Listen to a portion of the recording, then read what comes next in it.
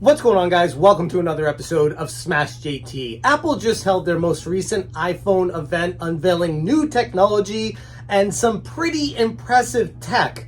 But one thing caught my eye specifically, and that is when they talked about gaming and how this new phone is going to be capable of doing things other phones in the past could only dream of.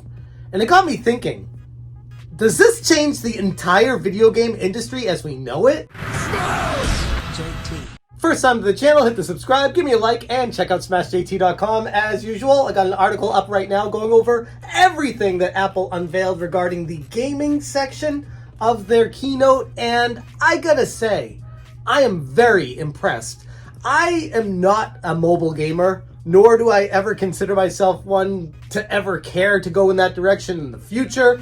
But after watching this presentation, it got me thinking, if these new phones are capable of playing games that next-gen consoles can play, then the big three are in for some trouble. More specifically, Sony and Microsoft, where Nintendo not so much, because Nintendo, we all know, kind of does their own thing. Sony and Microsoft are trying to play this competitive game of GPU, CPU, power, and how good the graphics can get and how great the experience can be, which, yes, there's always going to be a market for that. I'm not trying to say that consoles are going away for good forever, but this changes the game. Apple just flipped the entire video game industry on its head with one presentation. The Apple iPhone 15 Pro is causing quite a stir, not because of the impressive specs, which are pretty impressive, but that's not why this is getting all the attention.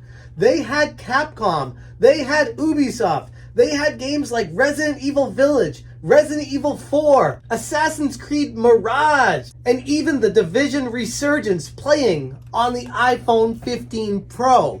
With the new chipset, with the technology involved in it, this is a game changer. And yeah, I know, first off, people are gonna say, oh, I don't play games on my phone. Before you turn the video off, hold up. What about screen mirroring? And think about this. Yeah, I get it. You worry about your phone battery and all that. But if you're playing at home, you can plug your phone into a charger, screen mirror, get a Bluetooth controller, and boom, you are already connected to next-gen gaming from the palm of your hand, sitting on your couch, playing on your TV.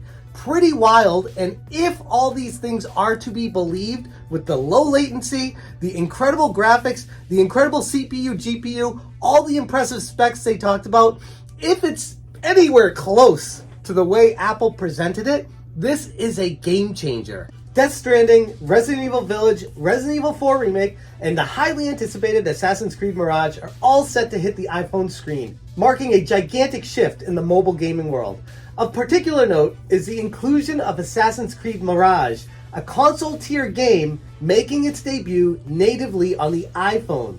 Gamers can look forward to exploring its expansive world on their iPhone 15 Pro and iPhone 15 Pro Max. But it doesn't stop there. The Division Resurgence making its debut on the iPhone platform in early 2024. And it's not just any game. It's a title that's garnered a substantial fan base since its inception. And if people don't want to keep playing up the console wars and getting the latest tech and spending the next dollar on whatever comes out from Sony and Microsoft, they just want to be able to play these games in a competitive environment at their house. There is so much potential here, unrealized potential that even I never thought of, because I didn't know technology would get to this space this quickly. Yes, eventually I thought we'd have streaming games on TVs and we'd all make a shift towards that, but the major handicap to all that is internet, latency, issues with that. If you have a phone that is connected to your TV screen mirroring and it's downloaded, then you're not going to have any issues with latency.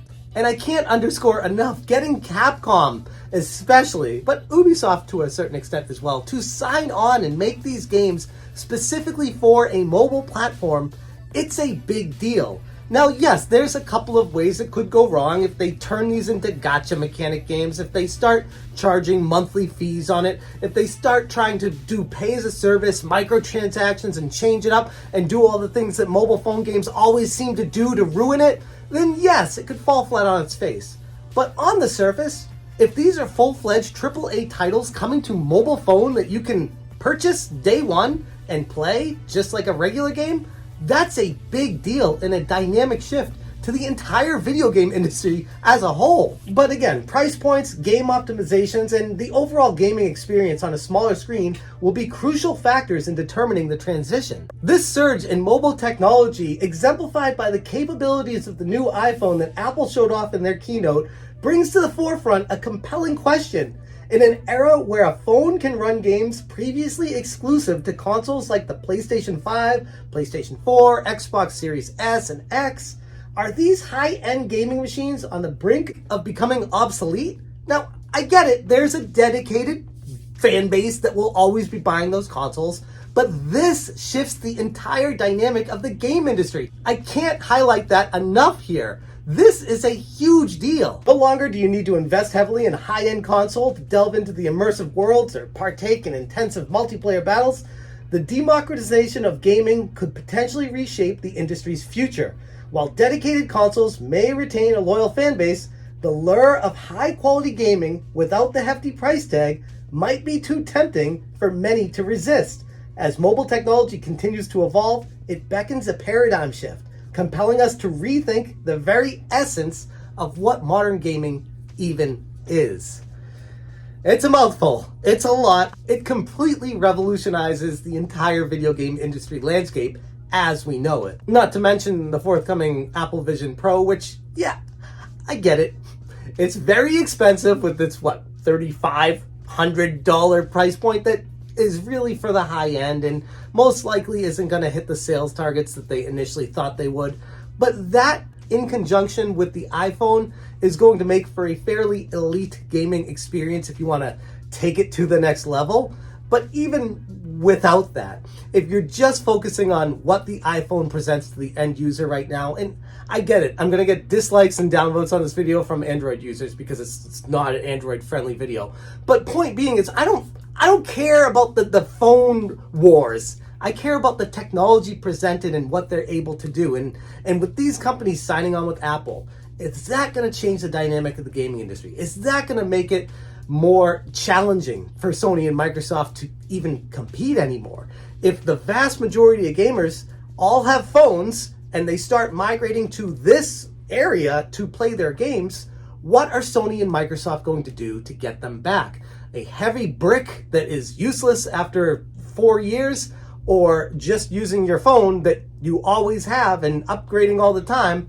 Which one makes more sense? And the reason why I'm leaving Nintendo out of this is because I feel like Nintendo will always have a place, and maybe this is my bias, but Nintendo does things differently. They have different mechanics, different ways to implement the gameplay experiences in conjunction with the screen that you can't replicate with a phone. So I don't necessarily put them in the same box as Sony and Microsoft. I think right now they are worried. If I was at their company and I was working in their marketing department and looking at the business, I'd be like, whoa, this is what we're worried about. Apple was not competing. Apple was not coming out with a game console. Apple was on a different planet the entire time. And now they're stepping ground into this area in their own way. And how is it going to affect the entire game industry? Only time will tell. But as far as I'm concerned, this just got very interesting. I'm going to leave it there. Thank you so much for watching. And as always, you stay smashing. Smash J, smash J, smash J.